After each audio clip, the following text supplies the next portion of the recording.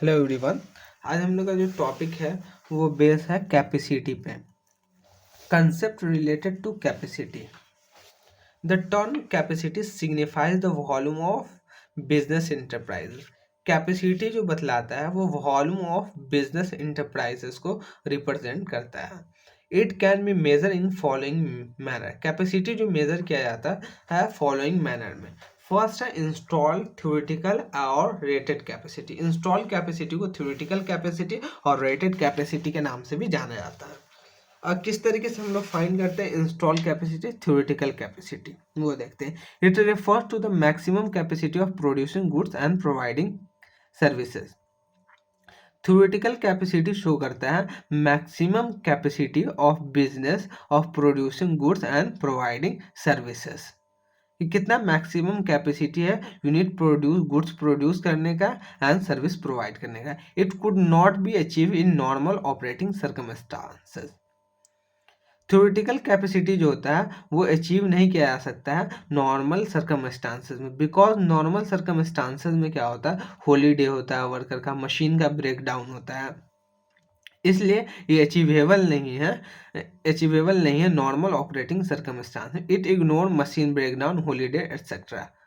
Theoretical capacity कैसे करता है, इग्नोर करता है मशीन ब्रेकडाउन को, हॉलीडे को, एटसेट्रा को।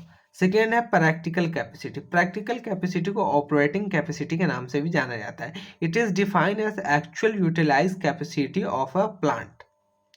प्रैक्टिकल कैपेसिटी शो करता है कि एक्चुअल हम लोगों ने कितना कैपेसिटी यूटिलाइज किया है प्लांट का वो।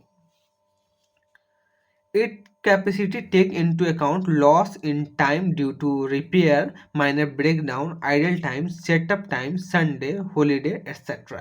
प्रैक्टिकल कैपेसिटी के अंदर हम लोग कंसिडर करते हैं जो टाइम लॉस हो रहा है due to repair, minor breakdown की वजह से, आइडल टाइम की वजह से, सेटअप टाइम की वजह से, संडे और हॉलीडे, इस सारे चीज़ को कंसिडर किया जाता है जब हम लोग प्रैक्टिकल कैपेसिटी फाइंड करते हैं प्लांट का। तो प्रैक्टिकल कैपेसिटी किस तरीके से फाइंड किया जाता है, थ्योरेटिकल कैपेसिटी में से लेस कर देते हैं repair, minor breakdown, idle time, setup time, Sunday, holiday etcetera. Third है normal capacity. It is the long term average capacity based on past actual data. Normal capacity जो होता है वो किस चीज़ पे बेस होता है, पास्ट एक्चुअल डेटा पे। If the past capacity data is not available, अगर पास्ट कैपेसिटी डेटा अवेलेबल नहीं है, देन वन में consider the long term average capacity expected for the future.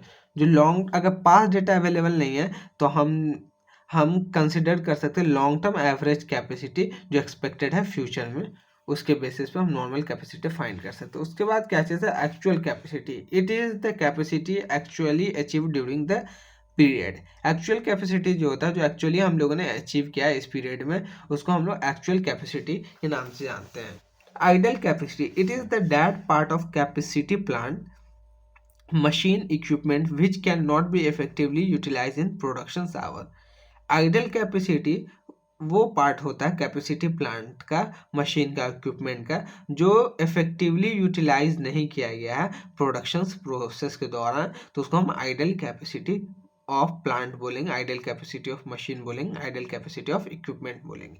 Idle capacity दो तरीके का हो सकता है, normal idle capacity and abnormal idle capacity. Normal idle capacity किस तरीके से फाइंड करते हैं, इंस्टॉल्ड कैपेसिटी में से माइनस कर देंगे नॉर्मल कैपेसिटी। जितना इंस्टॉल्ड कैपेसिटी है प्लांट का उसमें से लेस कर देंगे नॉर्मल कैपेसिटी ऑफ प्लांट, तो हम लोग फाइंड कर लेंगे नॉर्मल आइडल कैपेसिटी।